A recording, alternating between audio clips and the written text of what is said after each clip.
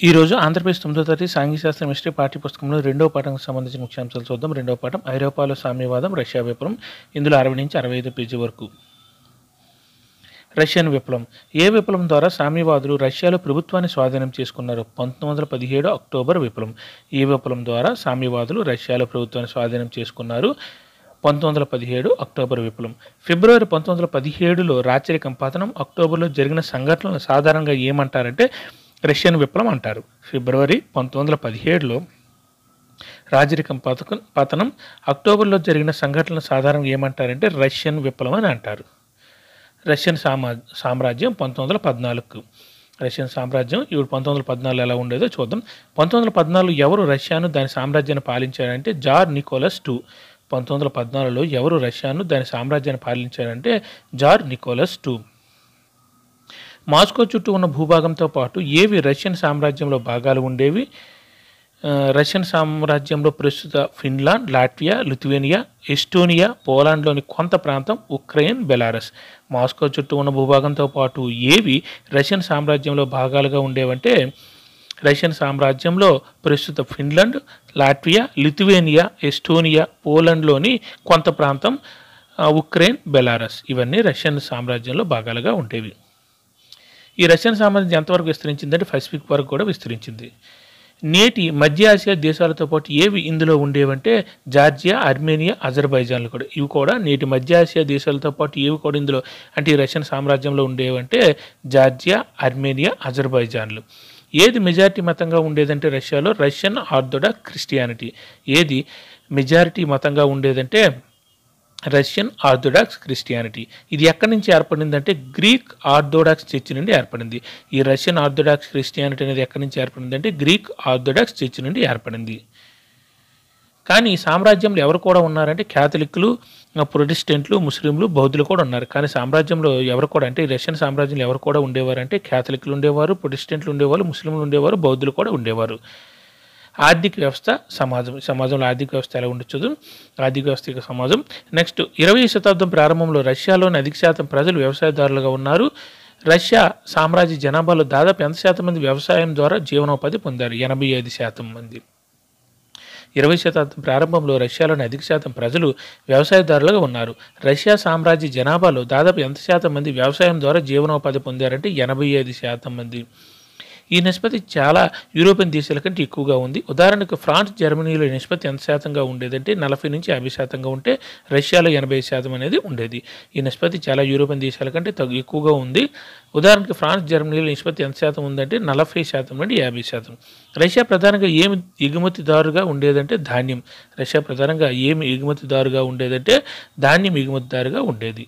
పరిశ్రమలు కొన్ని ప్రాంతాలకే పరిమితం అయ్యాయి. ఏవి ప్రముఖ పారిశ్రామిక ప్రాంతాలుగా ఉండేవి? Saint Petersburg, Moscow. పరిశ్రమలు కొన్ని ప్రాంతాలకే పరిమితం అయ్యాయి. ఏవి ప్రముఖ పారిశ్రామిక ప్రాంతాలుగా ఉండేవంటే సెయింట్ పీటర్స్బర్గ్, మాస్కో.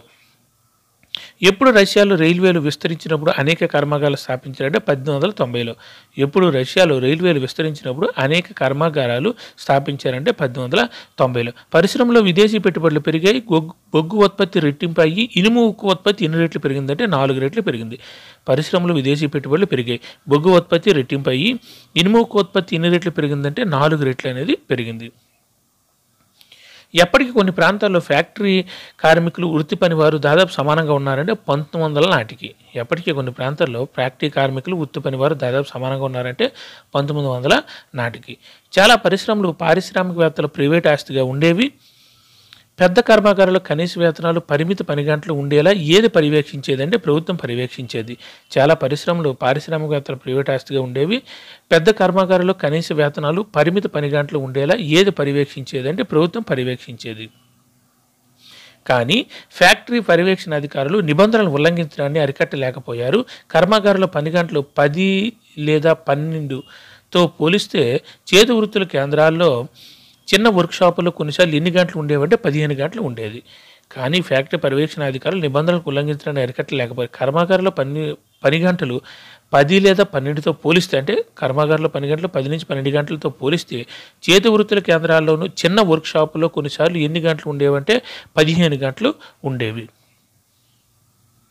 వసతి గదుల్లోనూ డార్మిటరీలోనూ ఏర్పాటు చేయబడేవి. వసతి అనేది గదుల్లోనూ డార్మిటరీలోనూ ఏర్పాటు చేయబడేది అక్కడ కార్మికులకి.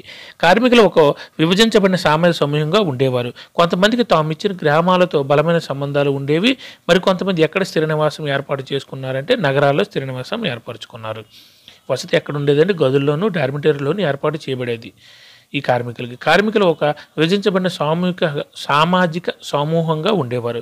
కొంతమందికి తాము వచ్చిన గ్రామాలతో బలమైన సంబంధాలు ఉండేవి. మరి కొంతమంది ఎక్కడ స్థిర నివాసం ఏర్పరచుకున్నారంటే నగరాల్లో స్థిర నివాసం అనేది ఏర్పాటు చేసుకున్నారు. కార్మికులను నైపుణ్యం ఆధారంగా విభజించబడ్డారు. సెయింట్ పీటర్స్బర్గ్లో ఒక లోహ కార్మికుడు ఇలా గుర్తు చేసుకున్నాడు. లోహ కార్మికులు ఇతర కార్మికుల్లో తమను తాము ఎలా విభజించారంటే వారి వృత్తులకు ఎక్కువ శిక్షణ నైపుణ్యం అవసరమవుతుంది కులీనులుగా భావించాడు. కార్మికులను నైపుణ్యం ఆధారంగా విధించబడ్డారు. సెయింట్ పీటర్స్బర్గ్లో ఒక లోహ కార్మికుడు ఇలా గుర్తు చేసుకున్నాడు. ఇది ఏంటంటే లోహ కార్మికులు ఇతర కార్మికుల్లో తమను తాము ఎలా భావించారంటే కులీనులుగా భావించారు. వారి వృత్తులకు ఎక్కువ శిక్షణ నైపుణ్యం అవసరమవుతుంది. ఇక్కడ లోహ కార్మికులు అనేది వాళ్ళు కులీనులుగా భావించేవారు ఇతర కార్మికులతో పోల్చుకుంటే. 1914 నాటికి ఫ్యాక్టరీ శ్రామిక శక్తులు ఎంత శాతం మంది మహిళలు ఉన్నారంటే 37% మంది. 1914 నాటికి ఫ్యాక్టరీ శ్రామిక శక్తుల్లో ఎంత శాతం మంది మహిళలు ఉన్నారంటే 31% మంది మహిళలు ఉన్నారు. కానీ వారికి పురుషుల కంటే తక్కువ జీతం చెల్లించేవారు. ఎంత చెల్లించేవారు అంటే పురుషుల వేతనంలో ఎన్ని వంతులు అంటే 4 వంతులు మాత్రమే చెల్లించేవారు. కానీ వారికి పురుషుల కంటే తక్కువ జీతం చెల్లించేవారు. అది ఎంత ఉండేదంటే పురుషుల వేతనంలో 4 వంతులు. కార్మికుల మధ్య విభజనను అనుగుణంగా వారి దుస్తులు ప్రవర్తన రీతులు ఉండేవి. దుస్తులు మర్యాదల్లో కూడా ఎవరి మధ్య విభజనలు చూపించారంటే కార్మికుల మధ్య విభజనలు చూపించారు. కార్మికుల మధ్య విభజనలకు అనుగుణంగా వారి దుస్తులు ప్రవర్తన రీతులు ఉండేవి. దుస్తులు మర్యాదల్లో కూడా ఎవరి మధ్య విభజనలు చూపించారంటే కార్మికుల మధ్య విభజనలు చూపించారు. నిరుద్యోగం లేదా ఆర్థిక ఇబ్బందుల సమయాల్లో సభ్యులకు సహాయం చేయడానికి కొంతమంది వేటిని ఏర్పాటు చేశారంటే కార్మికుల సంఘాలను. నిరుద్యోగం లేదా ఆర్థిక ఇబ్బందుల సమయాల్లో సభ్యులకు సహాయం చేయడానికి కొంతమంది వేటిని ఏర్పాటు చేశారంటే కార్మిక సంఘాలను ఏర్పాటు చేసేవారు. తమలో వివాదాలు ఉన్నప్పటికీ తొలగింపులు పని పరిస్థితుల గురించి యజమానులతో విభేదించి ఏమి చేసేందుకు కార్మికులు ఏకమయ్యేవారంటే సమ్మె చేసేందుకు ఏకమయ్యేవారు. తమలో అంటే కార్మికులు వాళ్ళ విభేదాలు ఉన్నప్పటికీ తొలగింపులు పని పరిస్థితుల గురించి యజమానులతో విభేదించి ఏమి చేసేందుకు కార్మికులు ఏకమయ్యేవారంటే సమ్మె చేసేందుకు కార్మికులందరూ ఏకమయ్యేవారు. ఈ సమ్మెలు ఎప్పుడు ఎక్కడ తరచుగా జరిగాయంటే వస్త్ర పరిశ్రమలో అయితే 1896-97లో, లోహ పరిశ్రమలో అయితే 1902లో తరచుగా జరుగుతూ ఉండేవి. ఈ సమ్మెలు అంటే ఈ కార్మికుల సమ్మెలు ఎప్పుడు ఎక్కడ తరచుగా జరిగాయంటే వస్త్ర పరిశ్రమలో 1896-97లో, లోహ పరిశ్రమలో అయితే 1902లో తరచుగా జరుగుతూ ఉండేవి. గ్రామీణ ప్రాంతాల్లో ఎక్కువ భూమిని రైతులు సాగు చేశారు.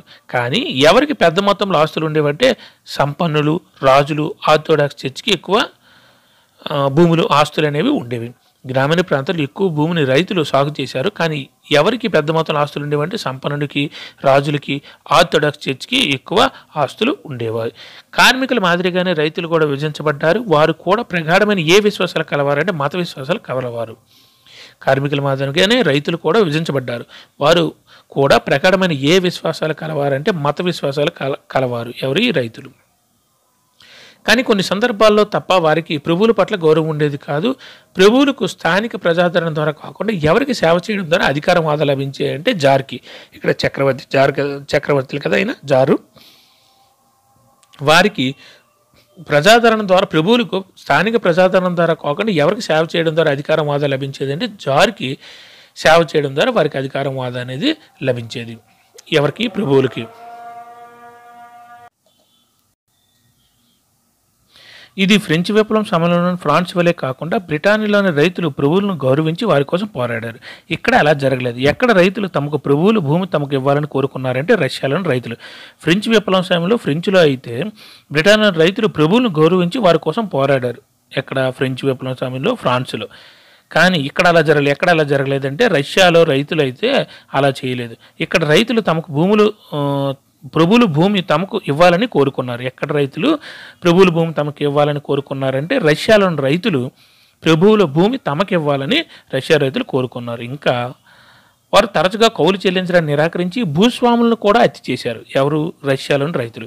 ఎప్పుడు ఇది దక్షిణ రష్యాలో పెద్ద ఎత్తున జరిగిందంటే 1902లో దక్షిణ రష్యాలో పెద్ద ఎత్తున జరిగింది. ఈ రష్యాలోని రైతులు తరచుగా కౌలు చెల్లించడానికి కూడా నిరాకరించి భూస్వాములను కూడా హత్య చేశారు. ఎవరు? రైతులు. ఎప్పుడు ఇది దక్షిణ రష్యాలో పెద్ద ఎత్తున జరిగిందంటే 1902లో పెద్ద ఎత్తున జరిగింది. ఎప్పుడు ఇటువంటి సంఘటన రష్యా అంతటా జరిగిందో 1905లో రష్యా అంతటా జరిగేది. దక్షిణ రష్యాలో 1902లో జరిగితే రష్యా అంతటా మాత్రం ఈ భూస్వాములు చంపడం అనేది 1905లో రష్యా అంతటా కూడా జరిగింది. రష్యన్ రైతులు ఇతర యూరోపియన్ రైతుల నుండి మరొక విధంగా భిన్నంగా ఉండేవారు. వారు వారి భూమిని కాలానుగుణంగా సమీక్షించారు. దీనిని వ్యక్తిగత కుటుంబాల అవసరాలకు అనుగుణంగా విభజించేది అంటే వారి కమ్యూన్ లేదా మిర్రు. వ్యక్తిగత రైతులు అంటే రష్యన్ రైతులు ఇతర యూరోపియన్ రైతులతో పోల్చుకుంటే వేరుగా ఉండేవాళ్ళు, అంటే ఒక భిన్నంగా ఉండేవారు. మరి వారి కమ్యూన్ లేదా ముర్ అనేది వీళ్ళు సంపాదించిన భూములను మొత్తం వ్యక్తిగత కుటుంబాల అవసరాలకు అనుగుణంగా విభజించబడేది. వీళ్ళు సంపాదించిన భూమి వెనక ఏం చేసేవాళ్ళంటే వ్యక్తిగత కుటుంబాలు, ఒక్క కుటుంబానికి అవసరాలకు అనుగుణంగా వాళ్ళు ఆ భూమిని విభజించేవారు. Thank you.